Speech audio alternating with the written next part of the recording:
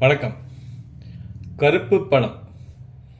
இது 1964 வெளிவந்த ஒரு திரைப்படம். இந்த படத்தினுடைய கதை கவிஞர் கண்ணதாசன், வசனம் அவர் தான் எழுதியிருக்காரு. திரைக்கதை வலம்புரி சோமநாதன். இதை இயக்கியவர் கண்ணதாசனுடைய நெருங்கிய நண்பர் ஒளிப்பதிவாளர் ஜி.ஆர். நாதன். இந்த படத்தில் ஒரு சிறப்பு என்னென்னா, கண்ணதாசனே இதில் ஒரு முக்கிய பாத்திரத்தில் நடிச்சிருக்கார். எனக்கு தெரிஞ்சு கண்ணதாசன் நடித்த ஒரே படம் இதுதான். இந்த சூரியகாந்தி படத்தில் பரமசிவன் கழுத்திலிருந்து பாம்பு கேட்டதுங்கிற பாட்டு, அப்புறம் அந்த இரத்த திலகத்தில் ஒரு கோப்பையிலே என் குடியிருப்பு, இந்த பாடல் காட்சிகளில் அவரே பாடி நடிச்சிருக்கார். அது வேறு விஷயம். ஆனால் ஒரு திரைப்படத்தில் ஒரு பாத்திரம் ஏற்று நடித்தது இது ஒரே ஒரு படம் தான். ஒரு மாதிரி வில்லன், ஆனால் ஒரு நல்ல வில்லன் அப்படிங்கிற மாதிரி ஒரு கேரக்டர்.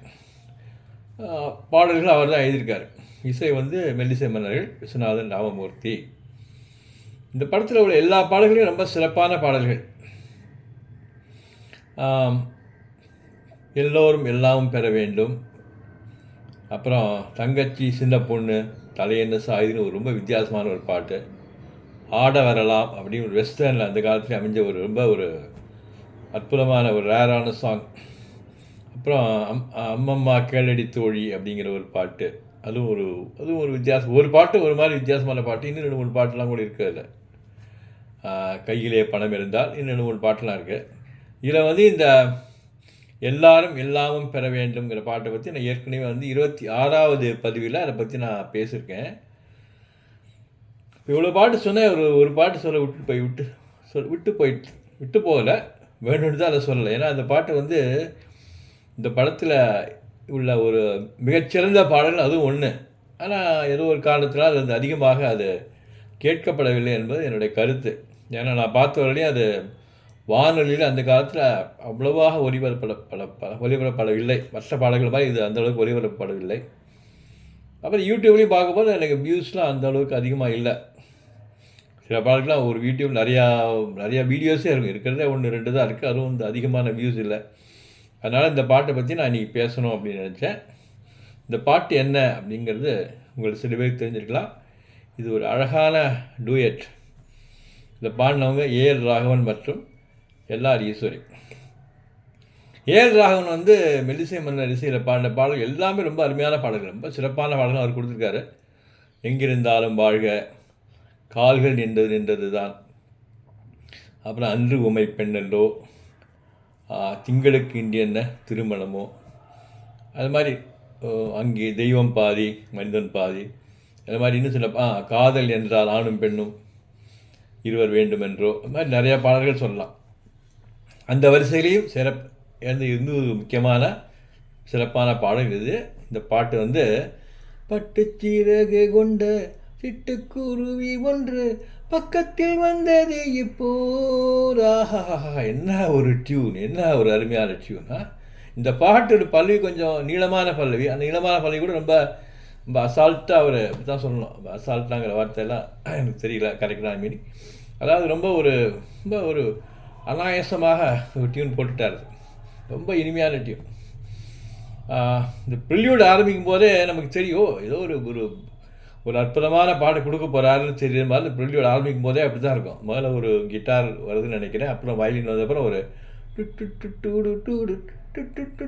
டுன்னு ஒரு ஃப்ளூட் மியூசிக் வரும் பாருங்க. ரொம்ப ரொம்ப அழகாக இருக்கும் இந்த ஃப்ளூட் மியூசிக். இந்த ஃப்ளூட் பீட்டை கேட்கும்போது ஏதோ ஒரு பறவை பறந்து போகிற மாதிரி இருக்கும்.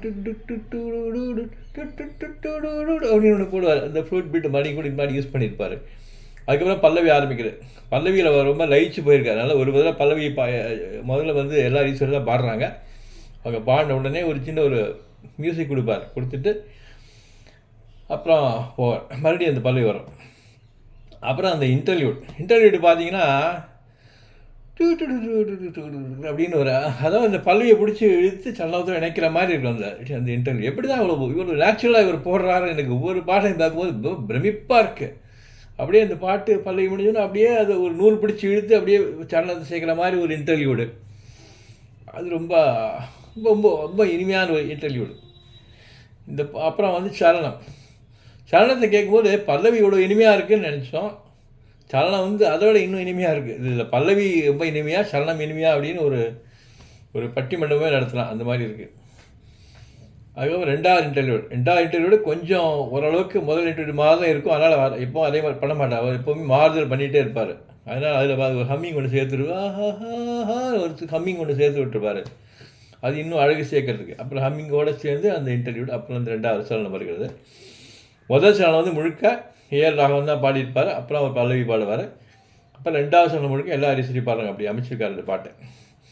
ஸோ இந்த பாட்டு வந்து பட்டு சிறகு கொண்ட இந்த பட்டு அப்படிங்கிற வார்த்தை வந்து பட்டு என்பது எப்போவுமே மென்மையாக இருக்கும் இல்லையா?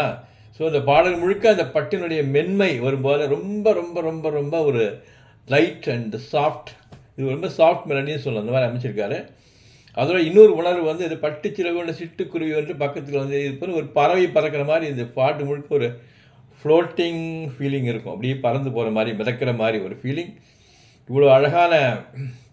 இவ்வளோ சிறப்புகள் அழகுகள் அமைந்த இந்த ஒரு பாட்டு, இந்த பாட்டு வந்து அதிகமாக கேட்கப்படவில்லை என்று எனக்கு தோன்றியது. அதனால தான் அந்த பாட்டை நான் பகிர்ந்து கொள்ள வேண்டும் என்று நினைத்தேன். பாட்டு லிங்க்கு கீழே கொடுத்துருக்கேன், கேட்டு ரசியுங்கள். இந்த பாடல் காட்சி நடித்தவங்க பாலாஜி மற்றும் கேஆர் விஜயா. ஸோ இந்த லிங்க்கை கேட்டு கொடுத்துருக்கேன். பாடலை கேட்டு மகிழுங்கள். மெல்லிசை மன்னரின் புகழ் வாழ்க. நன்றி, வணக்கம். அப்புறம் இன்னொரு பதிவில் விரைவிலே உங்களை நான் சந்திக்கிறேன். மீண்டும் நன்றி, வணக்கம்.